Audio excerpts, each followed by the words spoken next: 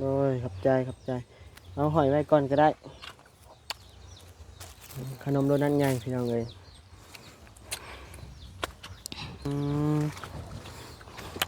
เอาเป็นก๊กบ่มาปลูกหรือว่าเอาเป็นหัวมันเป็นกกเลยว่าอายุมันคือเป็นลมนี่ดอของบ้านจะตัวบ้านเขาอยู่ไกลหมูเล็กเราคึบนี่มวนเฮ้ยเดินฮือลองมึงดูพันกีบนี่แหละ1,500,000กีบพี่น้องเลยแต่ว่าเอาเป็นหัวมันเลยใช่เนาะ1,000,000กีบพี่น้องเลยกลับเป็นเงินสมทบเด้อนั่นเด้อเป็นเงินสมทบเห็ดห้องน้ำห้องในเพิ่นบ่ประสงค์เจ็บบ่ได้เพิ่นต้มไข่บ่ให้มีว่าต่อมึงดูปรารถนาสิ่งใดขอให้ได้สิ่งนั้นให้สมคมมั่นแกปันกันกินเอาขอบใจเจอเลยให้โชคให้มันบางคนจะกินมาเลยเอากินซื้อเดือน4ผู้แลตั้งเสาเดือน4จังสิได้ตั้งโดยเอาคือแทกไว้แต่ไกลแต่ลวงแต่ไกลแท้นี่นั่นแบบเผื่อซ่าฮะไว้เผื่อซ่าแบบว่าย่านแบบว่าแบบเพิ่นมีเวียกโดยแบบเพิ่นมีเวียกมีงานเพราะว่าเดือน4นี่งานดองเขาก็หลายแบบนี้หั่นนะย่านแบบค่าเวียกค่างานก็เลยเฮ็ดไว้แต่เดี๋ยวนี้เลยหนาวก็คุดคุมไว้ติพอทนได้อยู่หนาวพอทนได้หาผู้บ่าวมากอดเด้อเอาไปเด้เนาะจังหวะแล้วแต่เนาะพี่น้องเอ้ย17 ปีว่าเจ้าโดยขอหาผู้บ่าว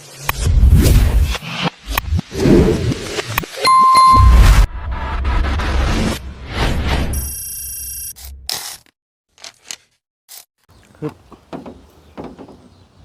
อเงียงแสดงเงียงอยู่เลยพี่น้องเอ้ยบาดนี้ชุบกับทักทายสบายดีพ่อแม่พี่น้อง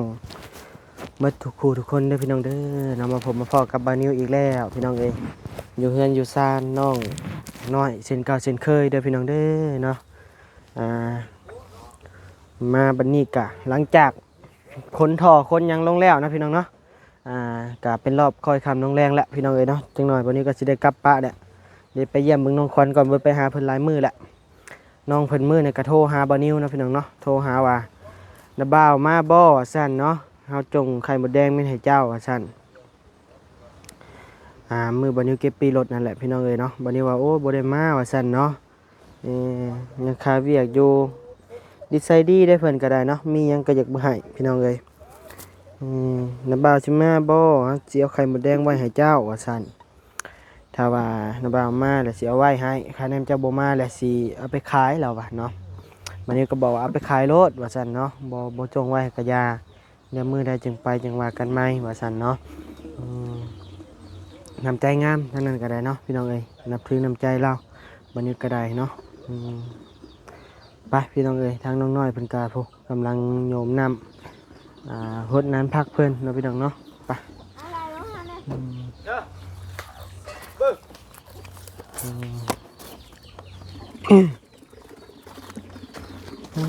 โยมน้ำจับอยู่น้องเอ้ยสบายดีได้น้อยเด้อโดย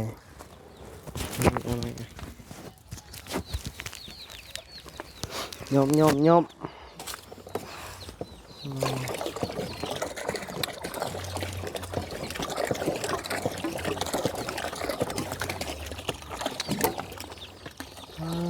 ำพัก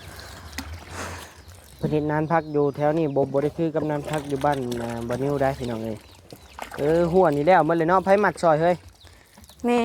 ม่คือใช้ทางเข่าชวนไปเลยข้างนอกพูไปสับไป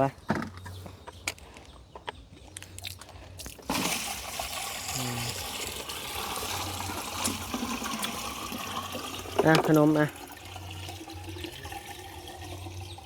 น้ำจะใสเนาะโดยขอบใจเอาหอยไว้ก่อนก็ได้ ขนมโดนัทใหญ่พี่น้องเลย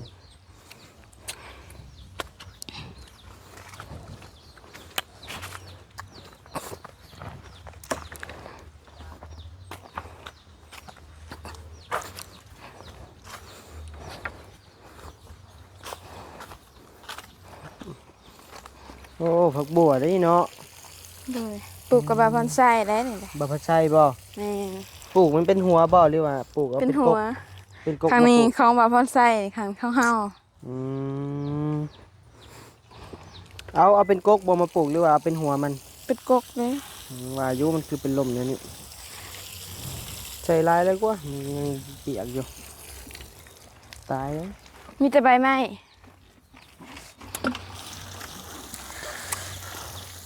นานน้อยๆปลูกได้สินะ พวกบ้อง ผักบ้งเห็ดนานหน่อยแท้ ถือมันพุ่นไปปลูกใช้น้ำตัวนั้น อืม เนาะ นานจากน้อยอยู่แถวบ้านอ้ายน่ะเขาเห็ดเป็นโน่นขึ้น อันนี้เราขุดเป็นคุมลงเนาะต่างกันหลายบ้านหลายเมืองก็ได้พี่น้องเลยอืมแล้วแหละเอาเช้าเอาไปปลูกบ่ยังไปปลูกบ่ ปลูกตัวนี้พดแลมสัน โอ้อืม นี่พอมา ใครมา พอ พอ เลย อืม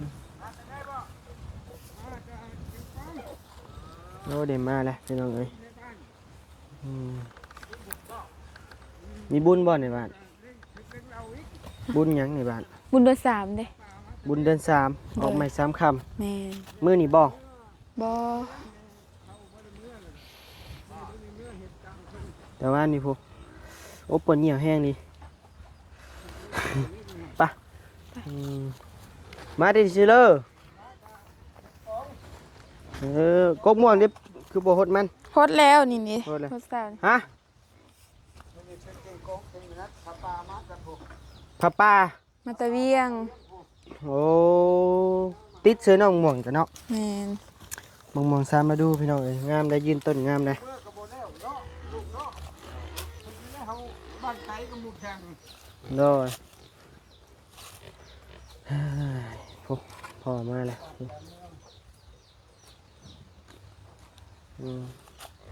ไปหนาวพี่น้องเอ้ยชิว่าอะไรเงี้ยเดี๋ยวไปถ่ายเบ้ากันพี่น้องเอ้ยไปเห็นยังอีหยังอันนี้หน่อย อันขัดผิว โอ้เนี่ยสครับผิว เลย ต้องเป็นตุกลิดหลดไปใช่นี่ฮะ ไปขุดนั่นเด้ โอ้พอจะขุดบ่อนะ เลย ไปจะไปเบิ่งพอแล้วขุดกันขุดต่อบ่อนะพอ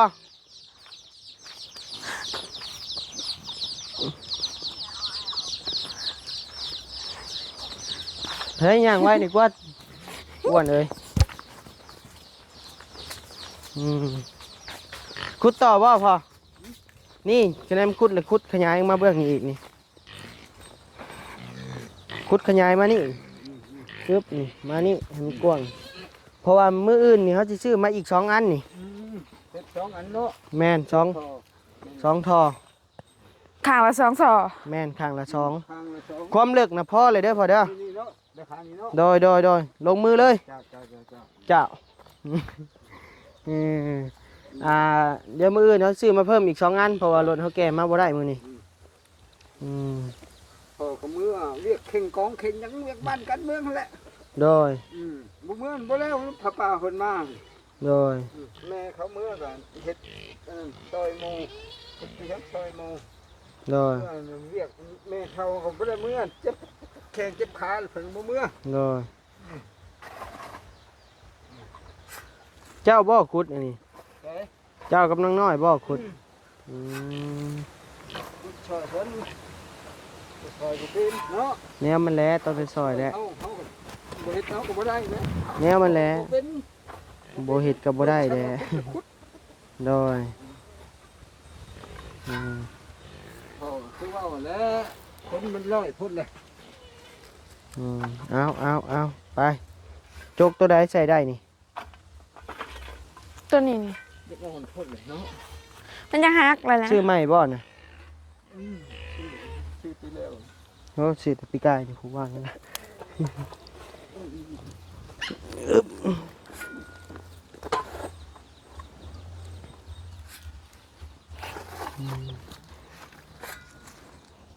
็นกองเข็นยังเข็นตุ้มเข็นยังมูให้เฮ้เฮ้ยเดี๋ยวออกมาเมื่อก่อน โดย ออกมาบ้านเจ้าของตัวบ้านเขาอยู่ไกลหมูเล็กเราคึบนี่มวน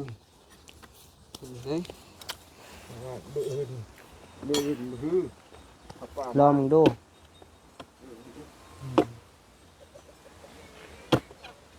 มาแต่เวียน แข็งเนาะดินเนาะมันแน่นเนาะ ปลูกประชันกับมัน บ่งามดอกปลูกหยังกะ ได้ปลูกตรง เนาะมันเป็นหินดานน่ะพี่น้องเอ้ยปลูกหยังก็บ่งาม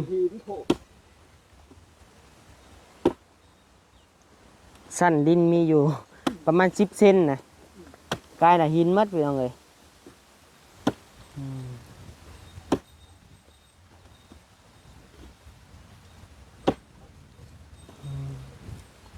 ได้แล้วกว่านี่เนาะ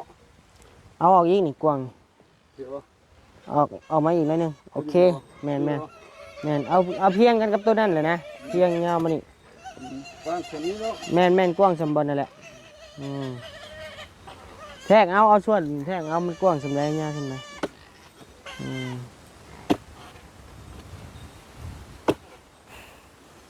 ได้น้อยส่วนขึ้นเบ้อเจ้าเด้อ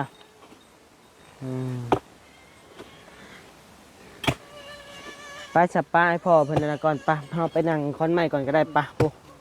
เดี๋ยวมีแนวแนวลมน้ำโยพี่น้องเอ้ยเนาะทางข่าวดีหรือข่าวให้ก่อน เขาดี ข่าวดีก่อนทางข่าวให้ก่อนเป็นยังจังยังมีข่าวดีมาอันน่ะอยู่ว่า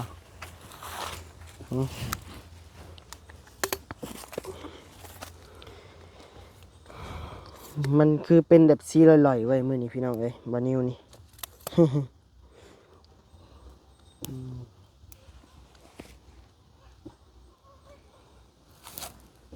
เ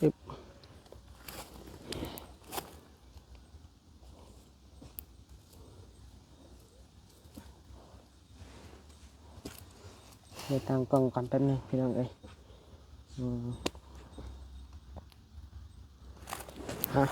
น้องเนาะ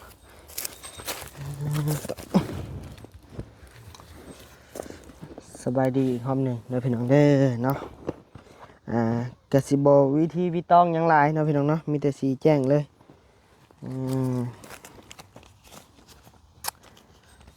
มีเงินสมทบเข้ามาอีก1 ล้านกีบพี่น้องเลยเนาะเป็นเงินจำนวนเงินบาทกะ1,500 บาทพี่น้องเลยเนาะไปแลกมากะได้อยู่1 ล้านกีบพี่น้องเลยอันที่จริงก็1,500,000 กีบนี่แหละ1,500,000 กีบพี่น้องเลยแต่ว่าเอาเป็นหัวมันเลยซะเนาะ1 ล้านกีบพี่น้องเลยกับเป็นเงินสมทบเด้อนั่นเด้อเป็นเงินสมทบเฮ็ดห้องน้ำห้องใน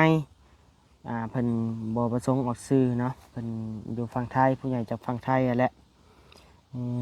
เพิ่นส่งมาอยู่ 1,500 บาทเนาะก็ให้เจ้ารับไว้ก่อนเนาะแล้วก็จังอาจจะสิเก็บไว้คืน น้อมรับเอาน้ำเพิ่นเนาะก็เป็นเงินอีกก้อนหนึงพี่น้องเอ้ยเนาะสิได้มาเฮ็ดสมทบห้องน้ำห้องในเฮาก็ดีพี่น้องเอ้ยจักน้ำไผมีแน่แหละเดี๋ยวนี้แต่ปัจจุบันกับบานิวนี่ก็มีอยู่เนาะแต่ยังบ่ได้นับเบิ่งว่ายังเหลือเท่าใดมีแต่ผากเจ้าหนบมือขอบใจเพิ่นอีกแน่เนาะกระเพาะขึ้นแล้วแนมกล้องพุ่นแนมหน้าง่าย สอนอีกแล้วโอ้ยเนาะเอาพี่น้องเอ้ยทางบานิวและก็น้องน้อยขอบใจทางผู้ใหญ่ใจดีจากฝั่งไทยเด้อพี่น้องเด้อเนาะเอาว่าตามไอ้ขอให้เพิ่นอยู่ดีมีแฮงความเจ็บบ่ให้ได้ความไข้บ่ให้มีว่าต่อบังดู ปรารถนาสิ่งใดขอให้ได้สิ่งนั้นให้ สมความมุ่งมั่น สมความมุ่งมั่นปรารถนา อย่าเจ็บอย่าจน อย่าเจ็บอย่าจน ร่ำรวยๆเด้อ ร่ำรวยๆเด้อสาธุ อืมก็เอามาขึ้นบาทนี่ อ่ะ อืมอันนั้นเมียนสมทบเพียนห้องน้ำเนาะพี่น้องเนาะแต่ว่าบ่ฮู้ว่าจักสิได้ซำใดต้องรอเบิ่งรอชมนำกันอีกเทื่อหนึงเนาะพี่น้องเนาะว่าสิได้ซำใดได้หลายสิแล้วบ่เนาะพี่น้องเนาะค่าสร้างนี่ก็จักเท่าใดต้องไปถามมึงก่อนเดี๋ยวบัดนี้ปรึกษาเบิ่งก่อนว่าสิเอาสร้างทางใดเนาะพี่น้องเนาะตามที่บัดนี้แนมเห็นนี่ก็ทางสร้างอาร์ตบ่สร้างอาร์ตก็พอสร้างพี่น้องเอ้ยเนาะที่ว่าบัดนี้แนมเห็นฝีมือเพิ่นเนาะดีแน่เนาะฝีมืองามราคาถูกเพิ่นบ่เอาแพงแฮงนะพี่น้องเอ้ยสมมุติว่าเพิ่นมาเฮ็ดนี่มีบ่นอยู่บ่นอนในเพิ่น บุ้ย บ่มี นี่ ให้เพิ่นนอนใช่ซั่น เที่ยงหั่นแหละนอนขับเพิ่นนอนได้ นอนเที่ยงนะ แม่น อืม เขาเพิ่นนอนได้ บ่นอนเที่ยงกะหาแคมป์เพิ่นนอน เออหาเฮ็ดบ่อยู่บ่นอนเอ้าพี่น้องเอ้ยพาบัตรกั้งบ่นั่นนี่ก็ว่าไปอืมคะแนนพอสร้างมาหรือว่าทีมงานลุงอาจมานี่ก็สิยากอีกบ่เนาะยากบ่อยู่บ่นอนพี่น้องเอ้ยอืมของอยู่ของกินเนาะ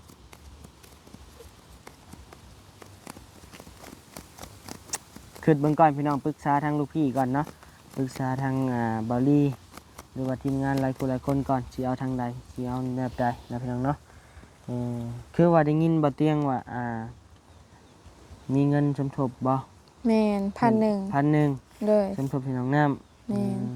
จะสิไว้ชื่อหยัง บ่ได้ซื้อหยัง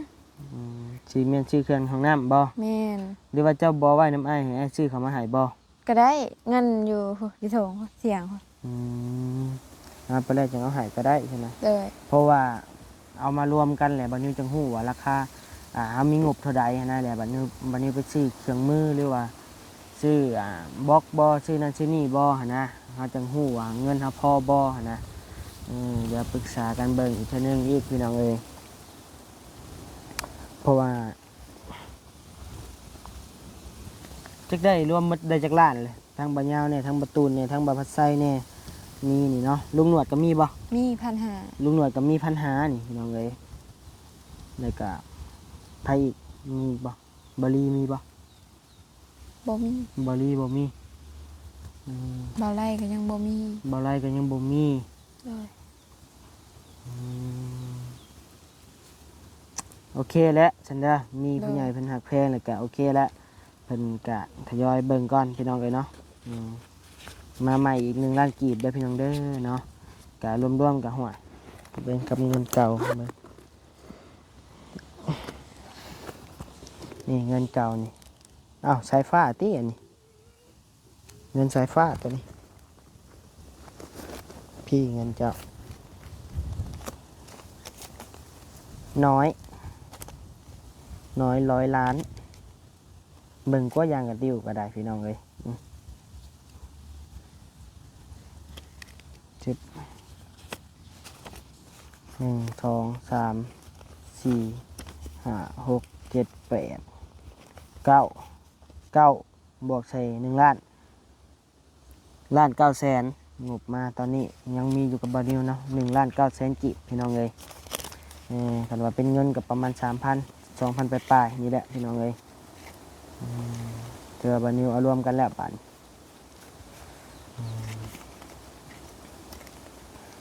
แต่ที่ซอยได้ชำใดพี่น้องเอ้ยเนาะแต่ก็หวังว่าสิให้มันแล้วพี่น้องเอ้ยผู้ใหญ่เพิ่นอาจจะแนมเห็นนะพี่น้องเนาะแต่ว่าอ้ายอยากให้จับพยายามเดินนั่นเด้อ เลย อ้ายอยากให้จับพยายามเรื่องคำอวยพรนี่แหละเพราะว่าทางผู้รักผู้ใหญ่เพิ่นก็ตีเตือนมาหลายคนอยู่เนาะ เลย ก็อยากให้เจ้าปรับเปลี่ยนเนาะปรับเปลี่ยนเรื่องการเว้ากันจาเนาะเรื่องขอบใจทางผู้ใหญ่เพิ่นเนาะ เลย ก็คืออ้ายเว้าแหละเพื่อเพิ่นสิหาเงินมาได้โอนมาให้เฮากะมันกะเฮาตอบแทนหยังบ่ได้ก็คำขอบใจหันนะบางเทื่อก็ได้ยินเห็นทางเทื่อ FC ก็มีอยู่ดำเม่นช่องเม่นว่าค คำขอบใจบ่สำคัญพี่น้องเอ้ยบัดนี้คิดว่าสำคัญได้พี่น้องเอ้ยเนาะสำคัญแห้งเลยแหละเนาะบ่แบบว่าสมมุติว่าอ้ายเจ้าเอาเงินให้อ้ายบ่ขอบใจเจ้าอยากให้บ่มันก็บ่อยากคือแม่นบ่ แม่น อยากประมาณนั้นพี่น้องเอ้ยคำขอบใจนี่ถือว่าคำที่ว่าสุดๆแหละไปพี่น้องเอ้ยเนาะเฮาเงินให้เด็กน้อยบ่หรือเอาขนมให้เด็กน้อยบ่เด็กน้อยมันนบมือขอบใจเฮานี่ก็โอ้ดีใจได้พี่น้องเอ้ยแม่นอยู่ว่าเฮาบ่หวังหยังบ่หวังผลตอบแทนเนาะแต่ว่าเฮาเอาให้นี่มันแบบว่าได้ยินคำขอบใจมาเฮาอิ่มแล้วนะพี่น้องเอ้ยเนาะเข้าใจความรู้สึกบ่เนาะคือว่ามี FC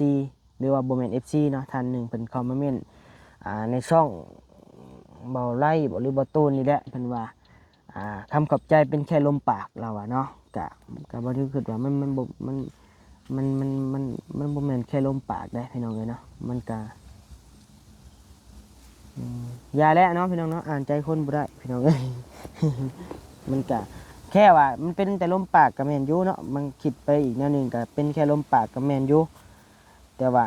ผู้พังมันดีใจได้พี่น้องเอ้ยเนาะผู้พังผู้ที่ว่าพี่อธิบายจะมีพี่น้องก็อาจจะเข้าใจหลายคนเลยเนาะแมนอยู่แค่ลมปากพี่น้องเลยแต่ก็เขาได้ยินเขาก็ดีใจหั่นนะมีแต่เดี๋ยวอันอ้ายสิจดให้เจ้าเด้อคำอวยพรเด้อสิบ่เอายาวแห้งพี่น้องเลยเนาะสิเอาซ้ำว่าขอให้ผู้ใหญ่ใจดีอยู่ดีมีแห้งความเจ็บบ่ได้ความไข้บ่มีปรารถนาสิ่งใดขอให้ได้สิ่งนั้นสมความมุ่งมั่นปรารถนาอย่าเจ็บอย่าจนลำรวยประมาณนี้มันจะจื้อพึกไว้แล้วเนาะคือน้องสายฟ้าเพิ่นก็ยังเป็นนะอายุ9 ปีเนี่ยคือแบบว่าบ่เว้าใกล้ซะพี่น้องเอ้ยเนาะเว้าหลานบ่นิวอายุ3 ปีนภัสนะขอบคุณขอบใจเป็นมัดเปิดคลิปให้อ้ายยังเป็นสบายดีเด้อผมแม่พี่น้องเราว่ะ หมดทุกคนเราว่ะ3 ปีได้ไดอายุ3 ปีได้บ่ได้ลายได้แล้วก็ยังเบาเป็นก็มีแต่ฝึกไว้เด้อเลย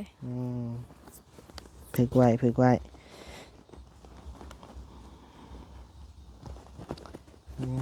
ป้าไปเบิ่งพอจะพูดปะพอดใส่เลย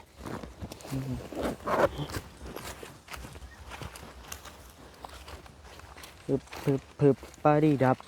ตับเมื่อยเด้พี่น้องเอ้ยมื้อหนาวพี่น้องเอ้ยว้าวกันยังขี้ข้านว้าวคึบ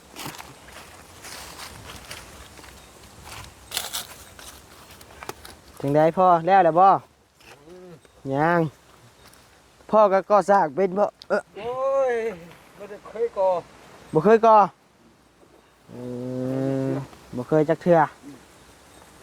เท่าใหญ่ เด้อเท่าใหญ่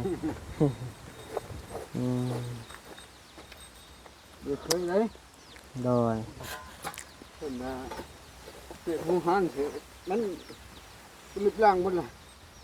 ลึกล่างมันเองบ่ร้อยแล้วมันลืมหมดเลยเรียกชื่อชาวทางกลางก็สั่งยังบ่เคยไปจักเทื่อบ่เป็นเฮ็ดให้เฮ็ดนี่ โดย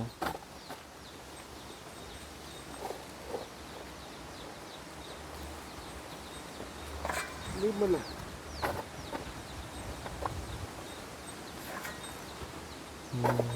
เอาโอเคเด้อหน่อยเด้อไอ้กลับปลาก่อนบัดนี้เด้อ เลย จังได๋กะคือไอ้ว่าแล้วเฮียนเอาเด้อตั้งใจ เลย คือว่ามันสำคัญแหละตัวนี้เนาะจุดอ่อนของเจ้าก็ให้เจ้าฝึกเอาเนาะมันก็บ่ได้ยากดอก เลย แค่ว่าเฮาบ่อายเลยกับเฮ็ดเว้าไปแล้วแหละเนาะบ่มีคำว่าอายดอกคำอวยพรน่ะเอาโอเคพี่น้องเอ้ยเนาะสำหรับคลิปนี้ก็มีเพียงสำนี้แหละมาแจ้งข่าวดีน้องน้อยเพิ่นเนาะพี่น้องเนาะเอาอยู่ดีมีแฮงพี่น้องเอ้ยความเจ็บบ่ให้ได้ความไข้บ่มีปรารถนาสิ่งใด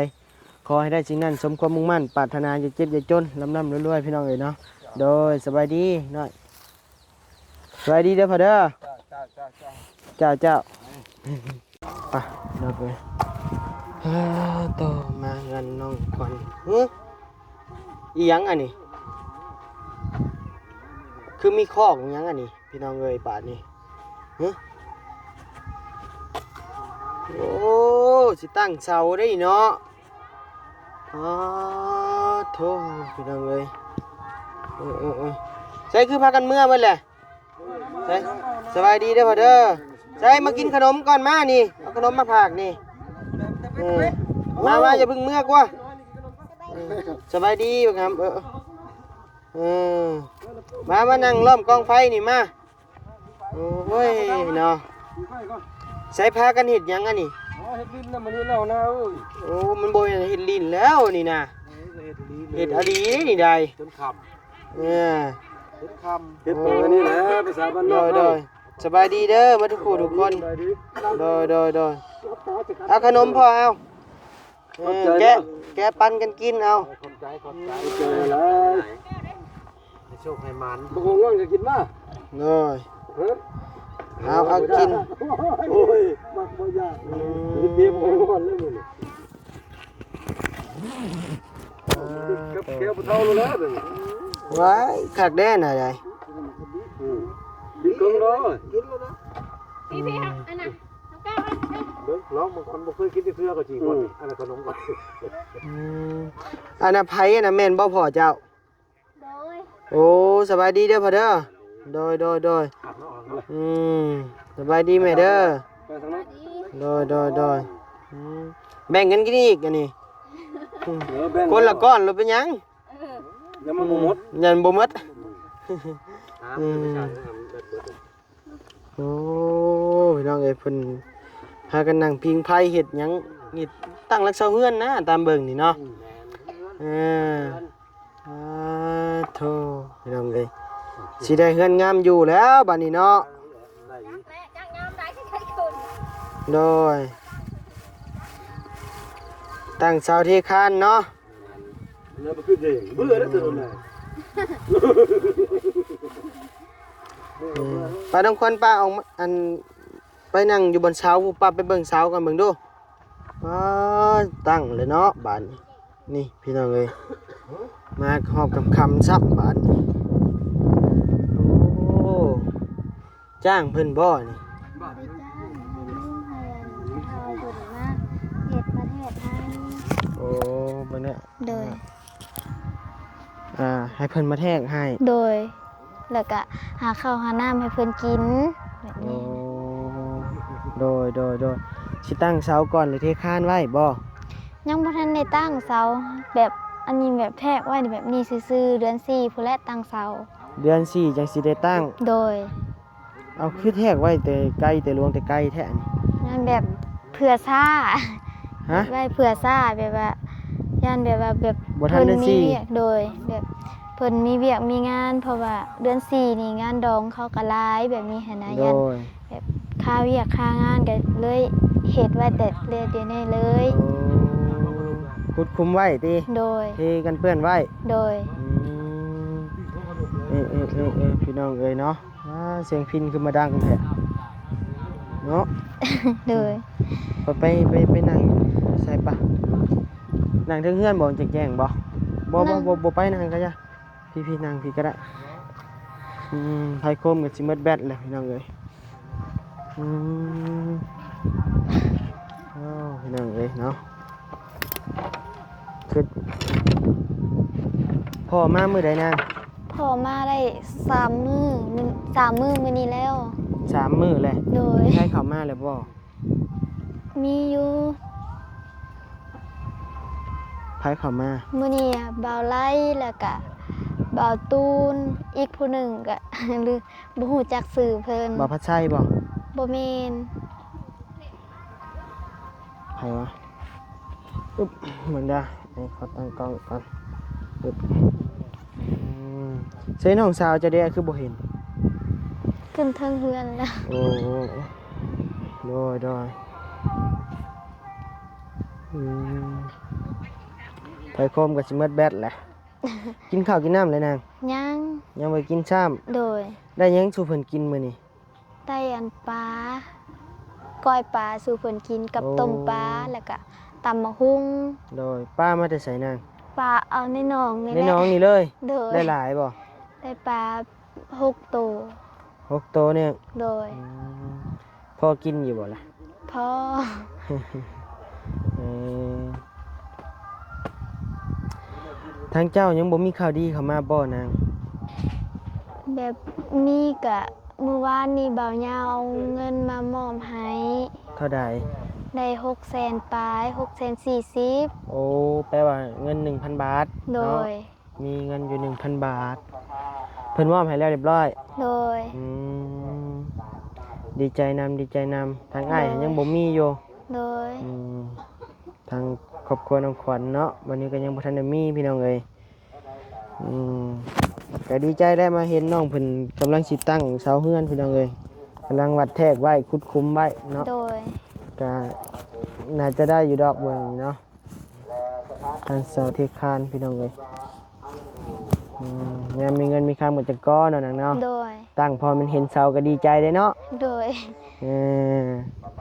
สมมุติค่าตั้งเสานี่เพิ่นเอานำเท่าใด เพิ่นว่าต้นละพัน ต้นละ1,000 บาท โดย ก่อพาเช้าเลยเรียกว่าบริก่อ บ่ฮู้คือกัน เห็นเพิ่นว่าเอาต้นละพันแต่ว่ายังบ่ได้ถามมันแบบอิหยังคักแบบถามแค่คร่าวๆซื่อ โอ้ ๆ โดยมีบุญบ่นางเขาคือเปิดหมากอะโล โดยมีบุญบรรณลักษ์ บุญใหญ่บ่ บุญกองข้าว อืมเมื่อไปลิ้นบุญบ่ซั่นน่ะมันมีห้านขายเครื่องอยู่บ่ มีแบบบ่ได้ไปแล้วแบบบ่มักไป เออ แล้ว คือบ่ไป บ้าน เปิ อื่ ด น หูเปิดตาแหน่ไปเบิ่งกันแหน่แหละ บ่ฮู้จักทางสิไปแบบไปก็ไปผู้เดียว บ่มีหมู่ โดยบ่มีหมู่ก็เลย ห บ่ มู่ ไป คือ ดี เห็น ก แล้ว ว่า เนาะหมู่ก็น้องเพิ่นก็มีลูกมีหลานเบิดแหละ โดย อืมบุญบรรณาลัยพี่น้องเอ้ยบุญกองเข่าเนาะ โดย อืมโดยใส่บังหามเฮ็ดหยังไงน่ะมานั่งกับเอื้อยเบิ่งดูมานั่งกับเอื้อย คื เบิ่ อง ดู ว่าใส่เสื้อแขนยาวไป อืม หนาวอากาศก็หนาวอีก โด แล้ว ยหนาวมื้อนี้เนาะ โดย มือบ่นิ้วโบกรถน่ะลมบ่หนาวได้พี่น้องเอ้ยฮ้อนจะเรียกตายตับจะสิแตกพี่น้องเอ้ย เออพ่อแม่ก็มาอยู่ครบเรียบร้อยตีบัดนี้เนาะบ่มีหยังย่านแล้ว โดย มีแต่สู้ต่อไปละบัดนี้เนาะใช้มือน่ะเจ้าโทรหาไอ้ให้มาเอาไข่มดแดงบ่ แม่น จงไข่มดแดงให้ โดย เออ คิดว่าไอายสิมาไปแล้วผัดเอาไปขาย โดย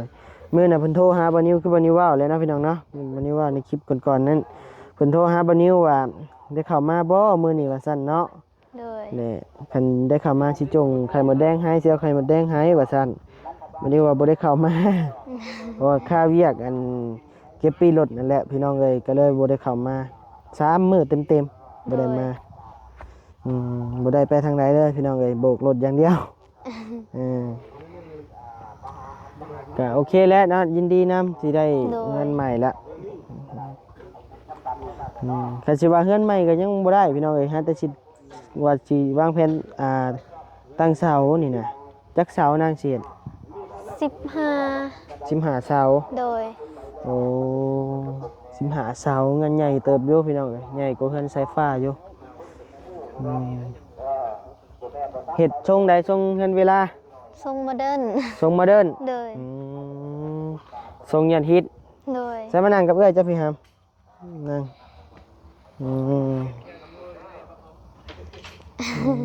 ต่อใส่น้ำบ่เสียแขนยาวจ้ะบ่หนาวบ่คือบางแท้เอาเลยหนาวพี่น้องเลยใส่นั่งไปใส่กินแล้วข้าวน่ะยังเจ้าสิกินหยังมื้อแรง ยังบ่ฮู้คือกัน ยังบ่ฮู้ โดย เฮ็ดให้เพิ่นกินมื้อละโตยังบ่กิน กินพร้อมกันแต่ตอนเที่ยง โอ้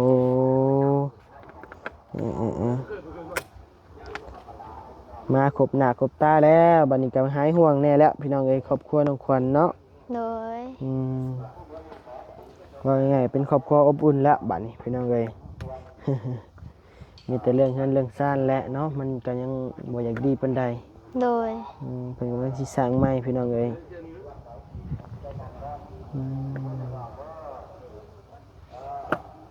โอเคแล้วฉะนั้นนะอ้ายเขามาเยี่ยมซื่อๆอ้ายบ่ได้มาหลายมื้อแล้ว โดย เขามาเยี่ยมเบิ่งเขามาเบิ่งเจ้าเนาะมาเยี่ยมเบิ่งพี่น้องเอ้ยเพราะว่าทางน้องเพิ่นนี่คนน้ำใจดีหั้นนะบัดนี้ก็ได้ผ่านมาทางนี้เอาของฝากของต้นมาพี่น้องเอ้ยเนาะมาฝากน้องเพิ่นเอาโอเคแล้วเนาะอาจสิเมื่อป้าก่อนบัดนี้ค่ำเลยสิออกเมื่อก่อน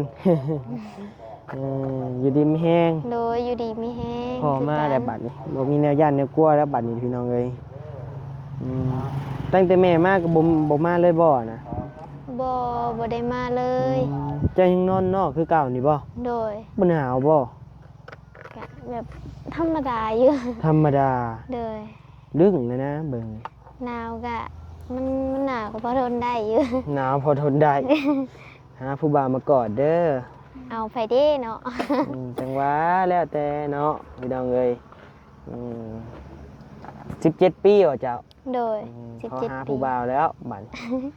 หาไปเด้บ่มีผู้อันหมักดอก เป็นหยังเขาสิบ่มัก หลายแต่อายุแต่กระโตยังสำเด็กน้อยอยู่ แต่เจ้าก็คือสิบ่อันนั้นดอก เขาบ่เชื่อบ่ เลยคือสิบ่เชื่อดอก กับน้องเพิ่นก็คนหาอยู่หากินพี่น้องเอ้ยเนาะมันก็ตามนี่แหละเนาะบ้านนอกคงนาเฮาน้องเพิ่นก็สีผิวก็ค้ำแน่เนาะมันก็เขียวหาได้เนาะเป็นน้อยฮอดยามหนาวคักๆ14กุมภาบ่โอ้14กุมภามื้อเดือนใดเฮ้ย บ่ฮู้คือกัน มันบ่เห็นเดือนหนึ่งนี่บ่เดือนหยังอันนี้กุมภาบ่เดือนหยัง บ่ฮู้จัก บ่แม่นบ่แม่นเดือนสองนี่แหละพี่น้องเอ้ยเดือนนี้เดือนมังกรบ่เดือนมังกรก็มาบัดนี้ ยังเดือนมังกรม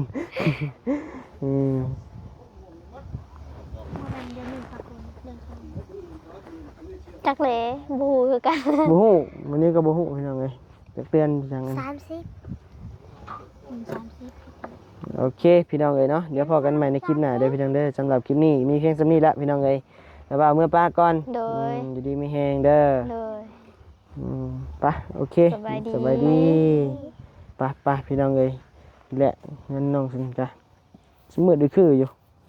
กำลังเฮ็ดคอกหมูเขาเอิ้นเฮ็ดคอกมันตั้งเสาพี่น้องเอ้ยเนาะ